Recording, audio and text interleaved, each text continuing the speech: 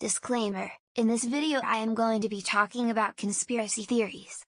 That does not mean that I believe in them or that I'm promoting them, I just think they are interesting. For thousands of years, human beings have been searching for ways to stay youthful and live longer. In the 1400s, an Italian scholar named Marsilio Filcioni promoted the drinking of blood of young people as a way to regain youthful vigor. In the 16th century, Elizabeth Bathory, a Hungarian noblewoman, infamously bathed in and drank the blood of virgins, believing it would maintain her youth. And this was at a time when virgins were in short supply. Remember, Reddit and 4chan didn't exist yet. Now, you would think this horrendous practice of blood consumption would have stayed in the past, but it's making a comeback, and according to some people, it's extremely common amongst the wealthy and powerful. I'm Dantavius, by the way. How you doing? Now, in this video, we're going to be getting into a lot of heavy stuff that involves the trafficking of young people, drinking their blood, and Hollywood celebrities, okay? This story has it all. So let's start off light and ease our way into the psychic vampire stuff. So a couple of years back, you might remember this wacky health trend where rich old people were injecting blood from younger people into their veins, hoping that it would make them live longer. Are you really not familiar with parabiosis? Can't say that I am. Well, the science is actually pretty fascinating. Regular transfusions of the blood of a younger, physically fit donor can significantly retard the aging process. One of the biggest proponents of this practice is tech billionaire Peter Thiel, known for being one of the founders of PayPal along with Elon Musk. He also owns Palantir, a company which sells your data to the US government and whose biggest client is the CIA. Aside from his professional exploits, Peter is also known for his quest for eternal life. He says he plans to live to at least 120 years old. This has led him to donating millions of dollars to anti-aging research, including but not limited to young blood transfusions. But you know, celebrities are always doing weird stuff like injecting baby foreskins into their face, or shooting coffee into their booty holes, or straight up just bathing in red wine. Why are you bathing in red wine? Well, you know, red wine bath is, I feel is great for recovery. You know, stat, maybe if you spent a little less time in the wine bath and a little more time on the court, you would have won a championship. Anyways, you get what I'm saying. Rich people are fucking weird, alright? They're this close to straight up drinking the tears of poor people while watching Squid Games in real life. But this goes a lot deeper than Peter Thiel, okay? There's an international cabal of rich and powerful people taking the blood from kidnapped children in order to conduct demonic rituals and extend their own lives. Allegedly. But I'm getting ahead of myself again. Before I open that can of worms, let's discuss the history and the viability of these so-called young blood transfusions. The process actually has a scientific name, heterochronic parabiosis, which is defined as the pairing of the circulatory systems of two animals of different ages. It provides an experimental system to test for effects on cell and tissue aging. So, is there any scientific basis for this? Does it work? Is there any data to back up this theory? Well, actually, there is. Similar experiments were done since back in the 1600s with an organization called the Royal Society of London, which was like a fraternity, but for smart people only, so the exact opposite of a fraternity. Think of it kind of like the Freemasons, but instead of sacrificing orphans or whatever, they did scientific experiments and formed theories, stuff like that. Also, they probably sacrificed an orphan or two. Who knows, man? Since its inception in 1663, many prominent geniuses have been members of this society, including Isaac Newton, Stephen Hawking, Albert Einstein, and Elon Musk. Wait, what? Elon Musk? I mean, I don't think he's stupid or anything, but putting him in the same league as Isaac Newton and Einstein is kind of a stretch, I think. I mean, I don't think I'm telling any tales out of school here. I mean, the guy makes fucking cars, alright? He didn't invent calculus. He didn't discover gravity. Sorry, I'm getting off track again. Anyways, the Royal Society performed all sorts of weird blood transfusion experiments in the 1600s. For example, they would take blood from aggressive dogs and put it in nice dogs to see if it would make them more aggressive, and vice versa. They also took blood from a sheep and put it into a mentally ill man, hoping it would cure his insanity. But the guy ended up getting drunk, which they thought messed with the effects of the transfusion, thus rendering the experiment useless. So they killed him. Yeah, man, this is a crazy story by itself. That's why I kind of wanted to take a detour and tell you guys about it, because I thought it was interesting. Anyways, after that screw up, the Royal Society decided to give up on blood transfusion research for a while. Tests of this nature pretty much died out until the 1950s and 60s, when scientists began experimenting more with this process known as parabiosis. But instead of taking the blood out of an animal and putting it into another, they would stitch two mice together, an old mouse and a young mouse, and essentially make them conjoined twins, fusing their cardiovascular systems together.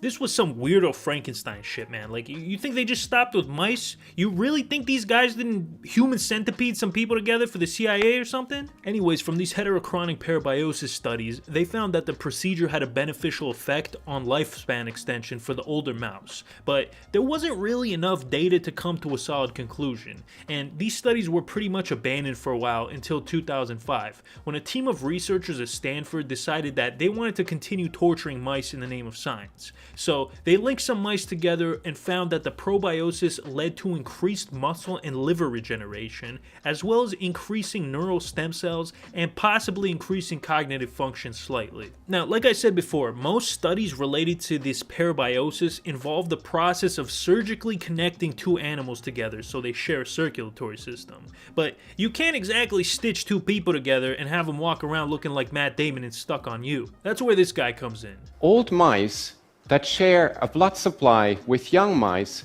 can get rejuvenated. This is similar to what you might see in humans in Siamese twins. And I know this sounds a bit creepy. This is Tony Weiss-Correa. He's a professor of neurology at Stanford University, and after reading through the previous research regarding parabiosis done on mice, he thought those scientists from the 50s were onto something. So he decided to start doing his own clinical trials, but instead of sewing two mice together, him and his team thought it would be easier to simply take the blood, or rather the blood plasma of a young mouse, and inject it into the older mouse. They even used young human plasma and put it into the old mice. We used human plasma, young human plasma, and as a control, saline, and injected it into old mice and asked, can we again rejuvenate these old mice? Can we make them smarter? And the results of these experiments will shock you. But before I get to that, a word from today's sponsor, Skillshare. As we all know, boredom is one of the worst things that could ever happen to a human being, okay? You're probably bored right now. You just finished all seasons of JoJo's Bizarre Adventure, you beat Elden Ring, and now you're sitting in your bed looking up at the ceiling pondering the pointlessness of existence. Well, you know why you're bored? Because you ain't got no hobbies, okay? And I get it. Hobbies are hard to start. I mean, you gotta learn a bunch of stuff, and who likes to learn, right? But you know what? Skillshare makes learning easy. They have thousands of ad-free classes, okay? Thousands! Trust me, I've counted. Now, I've recommended this class about 100 times, and guess what? I'm gonna do it again. Because Mark-Ass Brownie's course on YouTube success is an absolute must if you want to get into YouTube, okay? It's only like an hour long, but this hour is packed, chock full of knowledge. And the courses don't stop with things that are just related to YouTube, man. There's so many classes that'll make your head spin. You want to learn how to code? You want to learn how to have a better personality? You want to learn how to cook? Skillshare has it all. And lucky for you, the first 1,000 people to click the link in the description of this video get 1 month free of Skillshare. Alright? So what are you waiting for? Get out there and explore your creativity today, you schmucks. As I was saying, the transfusion experiments conducted by Tony and his team concluded that exposure of an aged animal to young blood can counteract and reverse pre-existing effects on brain aging at the molecular, structural, and functional and cognitive levels. That's 4 levels. These findings were voted second place breakthrough of the year by Science Magazine in 2014, and it led to Tony landing a spot on Time Magazine's Healthcare 50 as one of the most influential people in medicine.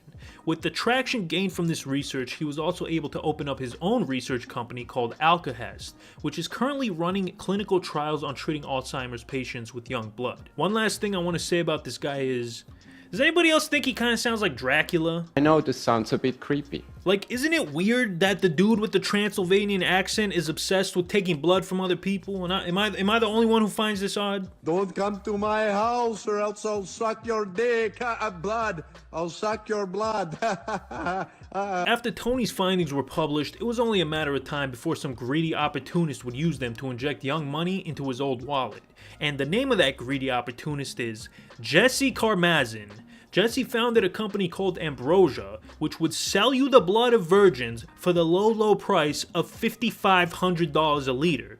or 2 liters for $8,000. Holy smokes, man, what a deal. I mean, you gotta go with the 2 liter, right? That's a savings of like $3,000. Now, this might seem pretty steep until you remember that this company was based in San Francisco, where $8,000 is like 2 days rent in a broom closet. They had another location in Palm Beach where Karmazin himself worked, and you can't even be homeless in Palm Beach for $8,000. But anyways, despite Jesse's brilliant scam, I mean innovation, Ambrosia would not last long. After the FDA issued a warning against these transfusions, Jesse closed down his company, most likely because he was afraid of the FDA dropping a new set of regulations that would shut him down. But just like any other parasite, Ambrosia came back to suck people off. As of 2019, they reopened their doors, and the company says it paused operations after the FDA noticed, but customer demand remained high. He even upped his prices from $5,500 per liter to $8,000. Really? You greedy Armenian bastard. But why did the FDA shutter this company? Was it because it was an unproven, unresearched, and possibly dangerous medical process that scammed not only the recipient, but also the donor of the blood? Now, I'm gonna be honest, I'm not particularly concerned about some rich schmuck in Silicon Valley getting conned out of money, but you also gotta think about the person who's donating their blood, or selling it in this case. Cause, let's be honest, I can't imagine someone who's selling their blood is making the right decisions in life. Like, if you're selling your blood, you're doing it out of desperation, okay? Let's say Ambrosia was buying 1 ounce of blood for $10. That means for each liter of your own blood that you sell, you're making $330. That's not so bad, right? That's like 40 orders of Chipotle, or 3 orders if you add guac. But Ambrosia is making $150 profit on each ounce, okay? Remember, they're selling a liter for $5,500.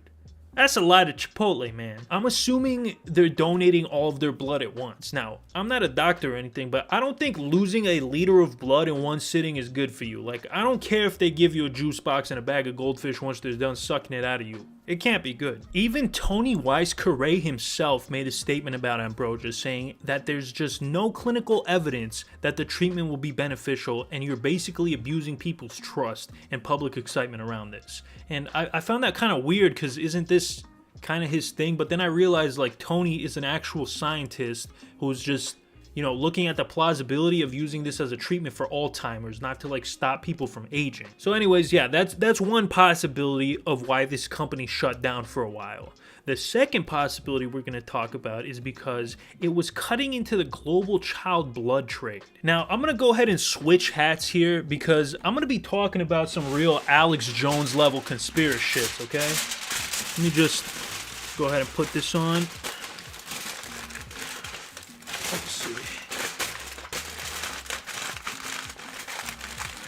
Let's talk about adrenochrome. What is this shit? That stuff makes pure mescaline seem like ginger beer, man.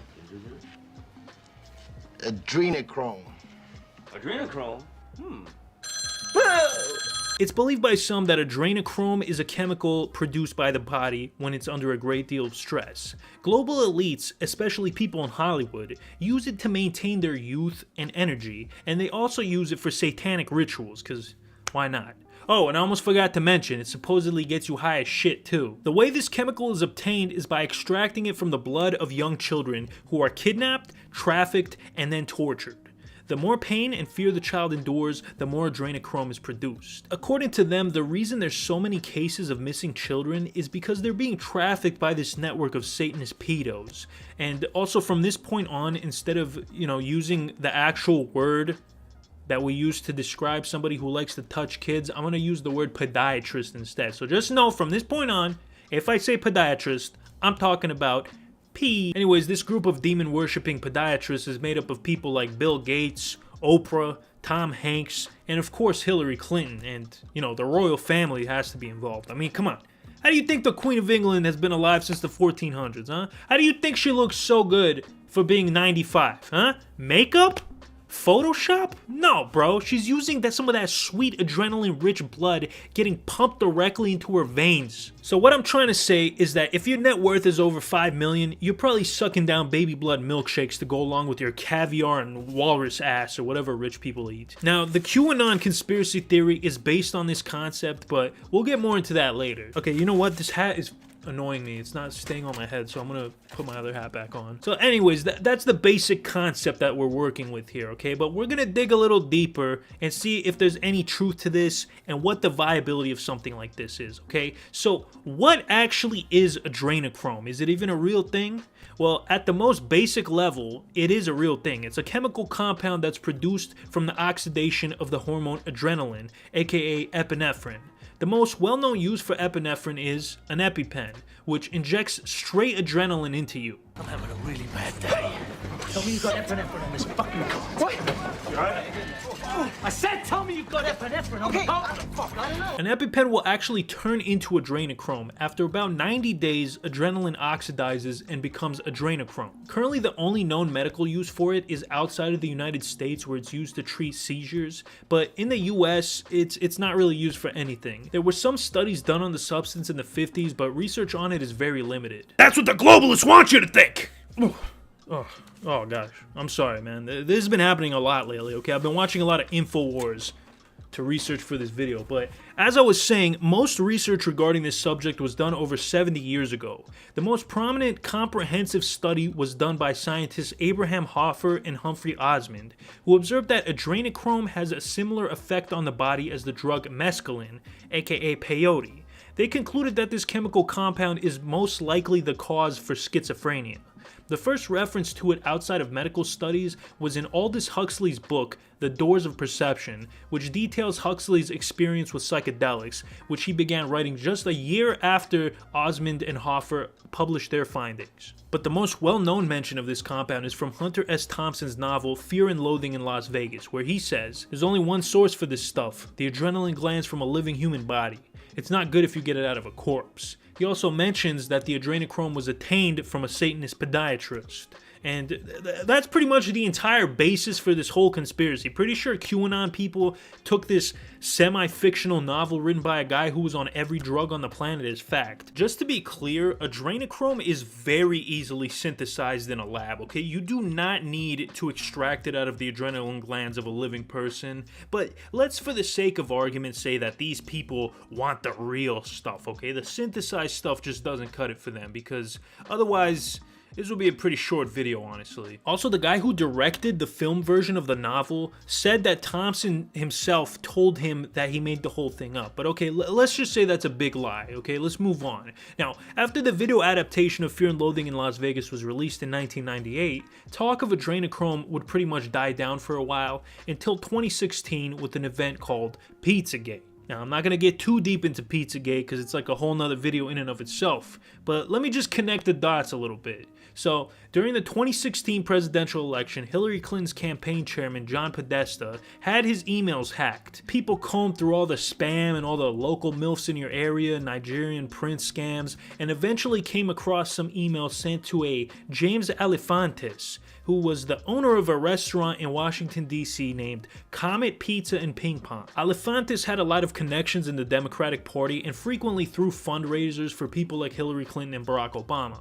As people kept reading through these emails, they noticed Podesta talked a lot about pizza and hot dogs and stuff like that, and came to the conclusion that this was code for diddling kids. There was a lot of other weird stuff regarding Podesta, like his friendship with Republican congressman and former Speaker of the House Dennis Hastert, who was convicted of abusing multiple boys he coached on a high school wrestling team.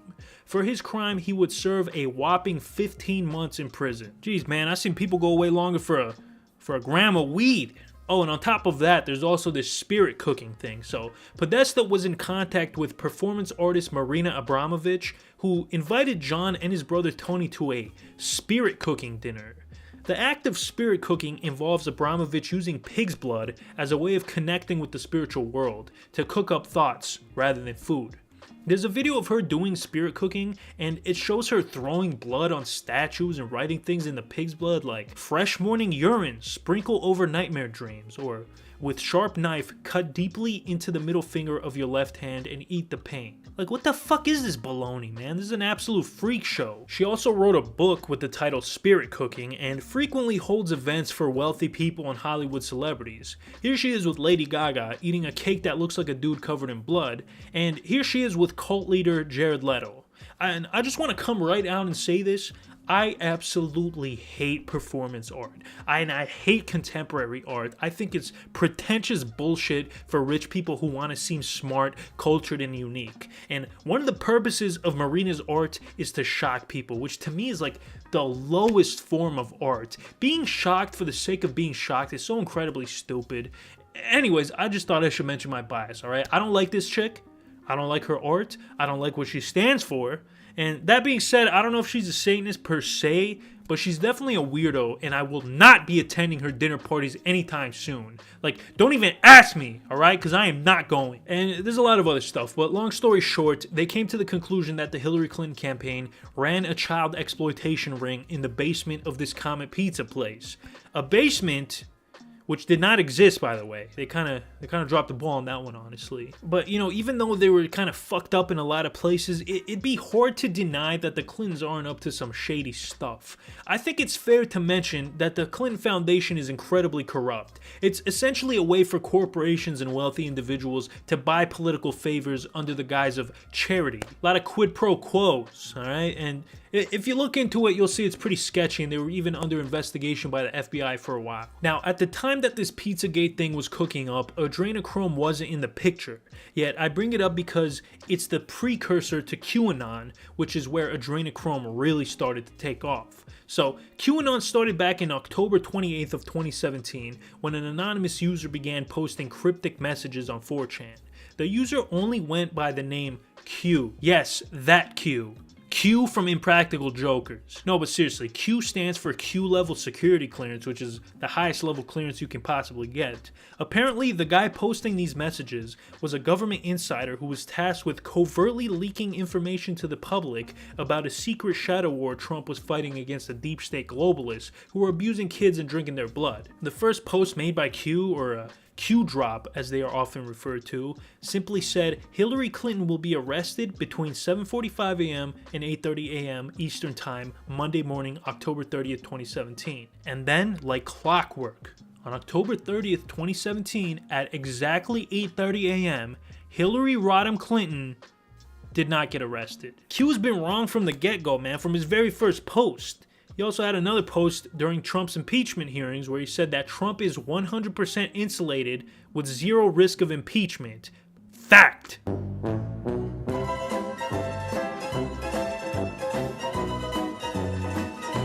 Fact!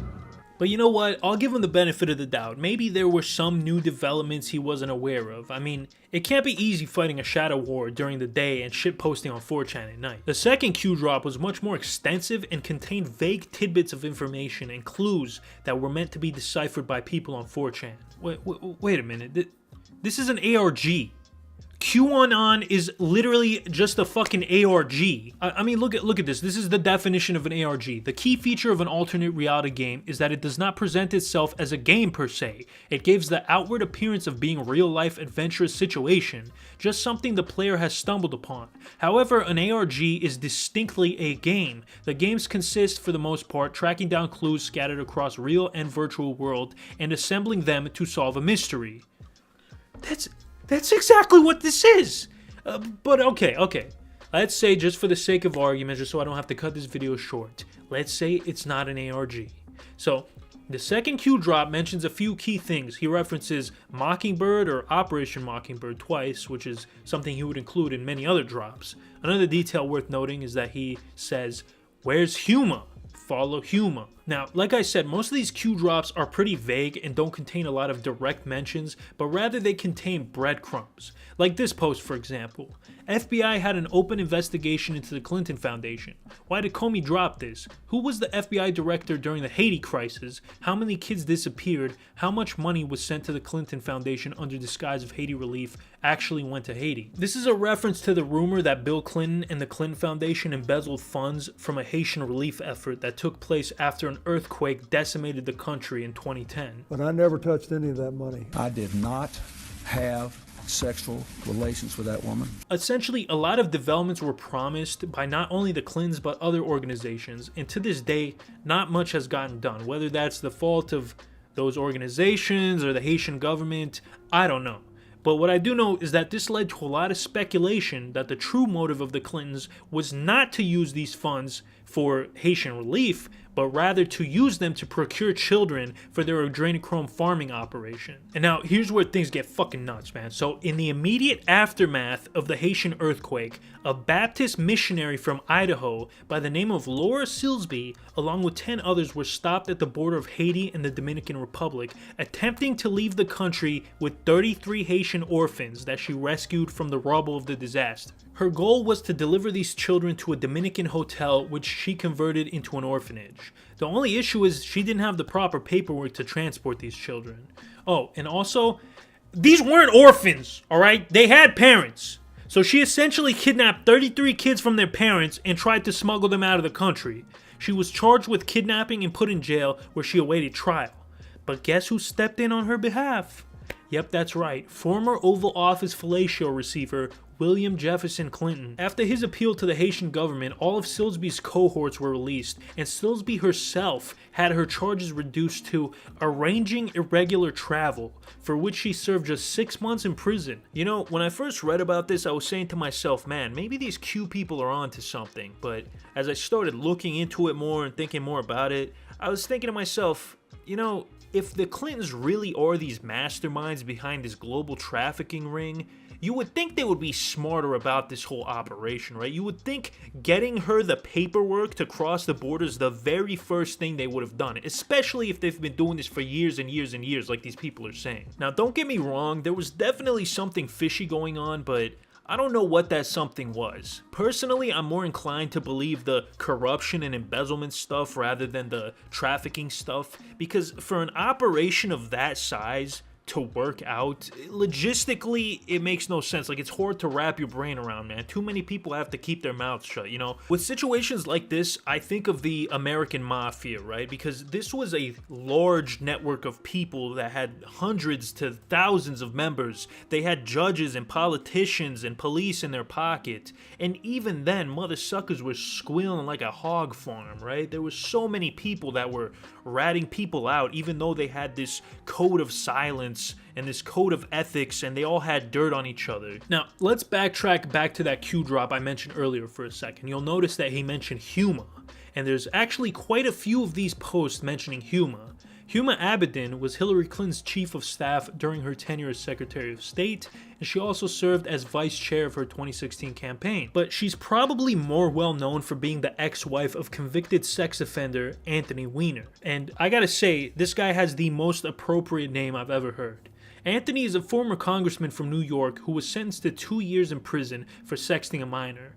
I bring him up because when he was arrested, authorities seized his laptop, and supposedly, according to the Q people, a video was found on this laptop that depicted Hillary Clinton, along with Huma Abedin, whacking a child, then drinking their blood, and wearing the face as a mask. So is there any evidence of this video actually existing? Well, there's actually a short clip that supposedly came from the video that was uploaded to YouTube.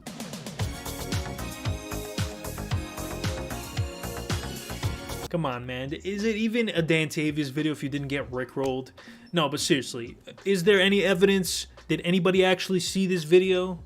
No, of course not. All they had was this one still that supposedly came from the video that depicted what they say is Huma wearing the skin mask. Except this was just a photoshopped image taken from the website of an Indian restaurant. Man, just when they started to make a little bit of sense, they went full smooth brain. Like, it's crazy how bad they want this to be true. It's crazy how badly they wish that a little girl was brutalized by politicians they don't like. It's honestly, this thought process is so disgusting. So yeah, that video turned out to be complete horseshit. And you know, a lot of the QAnon stuff is absolute malarkey, but I think we can still acknowledge that there is a lot of weird stuff going on. Because that's the thing with most conspiracy theories, there's always a kernel, a nugget of truth, okay? But that kernel is surrounded by a huge layer of shit. So when you're looking at this huge ball of shit from the outside, you don't want to acknowledge the kernel inside. But it's still there, man. It's still in there. That being said, there's a ton of mental gymnastics going on among these Pizzagate and Q people. Like, for example, they use this statistic all the time that says that 500,000 kids go missing every year in the United States to support their argument of, oh, see? All these kids are going missing. They must be getting kidnapped so Hillary can harvest their adrenochrome. But what they fail to mention is that like 99% of these missing kids are found alive within a short period of time. But that doesn't fit their narrative. And that's not the only example. There are many cases of conclusion jumping. Like, if mental gymnastics was an Olympic sport, these people would take home every gold medal. Like, just the thought that Donald Trump would fight a secret shadow war without bragging about it every 5 seconds on Twitter is hilarious to me. Like, if this guy was really fighting these psychic vampires on the daily, you'd think he would keep his mouth shut, bro? Come on, give me a fucking break. The truth is, I'm actually a modest person, very modest. It's true. In fact, many people tell me that modesty is perhaps my best quality. Now let's talk about Jeffrey Epstein.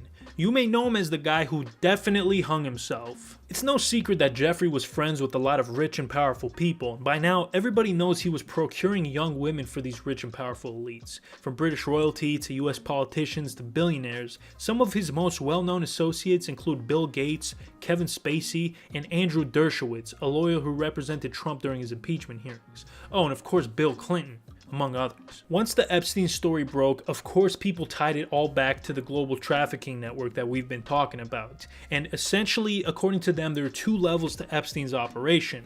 On one level, it was a simple transaction of, here's a girl, so you can satisfy your sick fetish, and in exchange, I can hold it over your head for a favor. On the second level, they were using these kids for their demonic rituals and to extract their blood for youth potions. Also, I feel like I should point out one small detail. Jeffrey was mostly based out of Palm Beach, Florida. You know who else was based out of Palm Beach, Florida? Jesse Karmazin, the founder of Ambrosia. Coincidence? Maybe, but also maybe not. I don't know. When Epstein wasn't at his Palm Beach estate, he was on his private island nicknamed Island. Jeff had this weird temple on his island, and people pointed to that temple as evidence that some occult stuff was being done there. And on top of the island, he also had a plane, alright, the infamous Lolita Express, which Bill Clinton flew on multiple times. So the idea is that when people like Bill Clinton flew to Africa using Epstein's plane, they weren't doing it for humanitarian purposes. They were doing it to find kids so they could extract some of that sweet, sweet adrenochrome. And you know, a lot of people blame Epstein taking his own life on the Clintons as well, but let's be honest, a lot of mother suckers wanted this guy to get whacked. And another core belief of QAnon is that the whole time all of this was going on, Trump was trying to put an end to it. I mean, you know, let's forget for a second that Donald and Jeffrey were friends. Let's also forget that flight logs show that Trump flew on Epstein's plane 6 times despite him denying it. Oh, but Danny, Trump cut off ties with Epstein after he found out that he touched a little girl at Mar-a-Lago. No, they fell out because Trump fucked Epstein over on a real estate deal. Allegedly. I don't know, man. Believe what you want, I guess. I'm only bringing this up because these kind of details make the whole thing fall apart, alright? But, you know, cognitive dissonance is a hell of a drug. Okay, so let's move on from Trump for a second. January 3rd, 2020, Justin Bieber released a song called Yummy. You may know of this song as being one of the worst fucking songs ever. Like, even if you're a diehard Bieb head or believer or whatever it is his fan base is called, you gotta admit this song is absolute dog shit. Like, let me read you some of the lyrics. Yeah, you got that yummy yum, that yummy yum, that yummy yummy. Yeah, you got that yummy yum, that yummy yum, that yummy yummy. Say the word, on my way, yeah babe, yeah babe, yeah babe, any night, any day.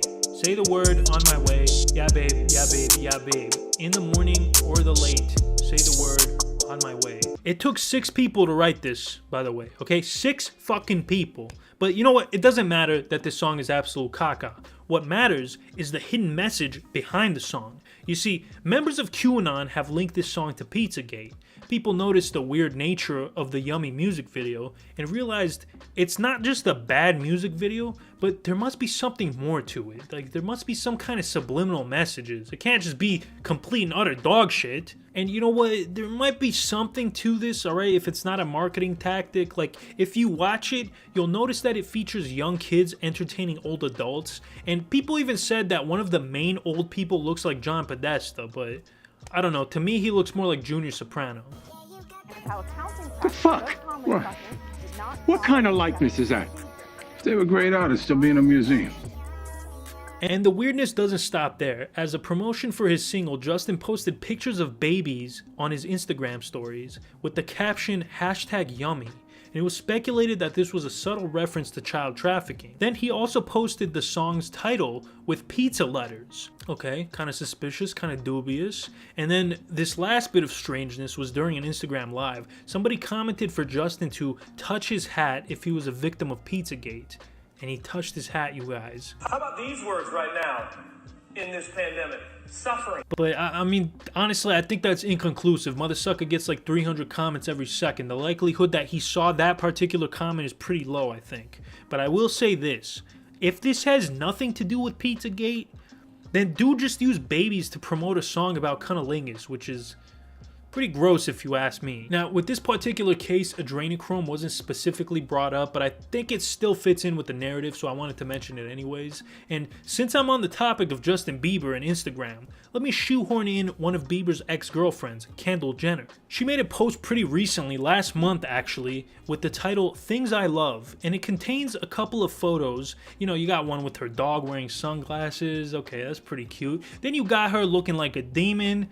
That's weird. I don't like that very much. Oh, and then there we go. Yep, she's injecting the blood of virgins. What the fuck do you even need adrenochrome for, Kendall? You're like 25. And you don't have to go too far down the comment section of this post to see a lot of people are calling her a devil worshiper and stuff. And like, with the Kardashians, you never know, man. This family is basically a secret society in and of itself.